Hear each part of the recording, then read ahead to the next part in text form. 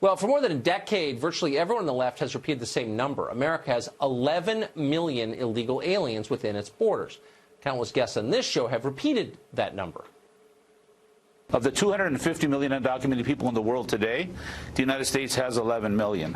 The 11 million undocumented immigrants already pay taxes. So those are a lot of the 11 million people we're talking about. We have so many people that are living in this country. We have about 11, 12 million people that are living in this country. We have 11 million people here who are undocumented. Whenever we say comprehensive immigration reform, that means legalizing 11 million people in this country. As an undocumented immigrant in this country, one of 11 million who are viewed as criminals. We will now have 11 million people paying more taxes, paying into Social Security, paying into Medicare. We have 11 million people. Let's figure out a way to get them into the country. Let's make them Democratic voters.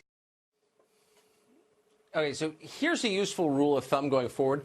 Whenever everyone on television, particularly on the left, is repeating the same factoid, it is almost by definition totally untrue, and this is no exception. How do they know it's 11 million? Of course, they have no idea it's 11 million. Nobody has counted the actual number of illegal immigrants in this country, and Democrats want to make it illegal to try.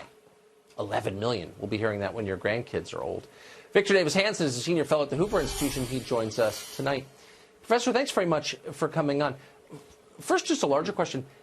Democrats are claiming that this is racist, everything is racist, but the rhetoric on this citizenship question is particularly acidic and biting. Nancy Pelosi, make America white again.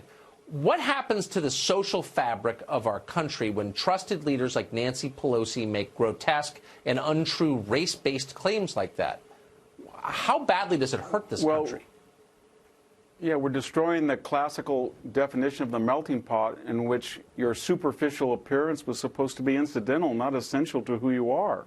And when she says, make America white, I live in a community with 90% Hispanics, and I can guarantee you that I don't know if you were to tell me some are Italian or some are Southern European, I wouldn't know the difference. So white is just a construct. Many people crossing the border are whiter than I am. And so this artificial binary is masking the problem, and that is the Democratic Party wants to change the demography of the United States because they feel that their message doesn't resonate with the existing population. And so one of the strange things, Tucker, it's not just that the analytics show there's more than 11 million people. We know that from a recent MIT and Yale study where it suggested the high number might be as high as 22 million and up, and that could be up to 7 or 8 to 9% of the population. But the Democrats know that because in 2006 to 8, if you and I collated what Barack Obama said, what John Kerry said, what Hillary Clinton said, we would see that they were pretty much on record that they wanted legal-only immigration. So what changed from then until now? And what changed is that they understand the numbers are so huge now that they see a potential constituency or actually an actual constituency. So we shouldn't listen to what they say, but how they act. And they pander to the illegal alien community because they know the numbers in truth are huge. So, I mean, that suggests overwhelmingly that they believe at some point the illegal aliens living here will be able to vote in elections. I mean, that has to be the plan, or they wouldn't be pandering, correct? It is, and it's part of I think it's even a Western globalized phenomenon that citizenship doesn't mean much anymore, that residency is all you need, that we've blurred the distinction. So we have local elections in which illegal aliens vote, but if you come into the airport, or one of our viewers does, without a passport, Tucker, he's in real trouble. Or if I use a fake identity or a fake Social Security number, I'm done at the Hoover Institution. That's a felony.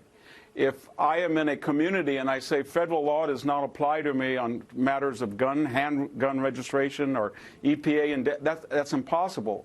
But with sanctuary cities and open borders, we've actually given the legal exemption to residents over citizens. And that's why there's this pushback. And I think the Democrats are, as your guest said, they're terrified that the actual number, which they know to be true, if that gets out, people are going to say, wow, we've got a huge number of people. 27% in California of current residents are not native born. That's over 1 in 4 Californians. And people say, we know what happened to California. That's what's behind this. Flipping red states into blue states. So it's pretty cynical when you look all around at the Mexican government that wants the 60 billion along with the Central American governments in remittances. The employers want cheap labor. The ethnic industry wants a constituency to fuel their agendas. The Democratic Party wants a new blue state electoral college. It's pretty cynical, and the only person that has no constituency is your average American middle-class voter. Right, who's obeying the law and using his real name to pay his real taxes. We're suckers. Absolutely. Professor, thank you. I mean, good to see you tonight. He is. Tragic as that is. Thank you. It is. Thank you.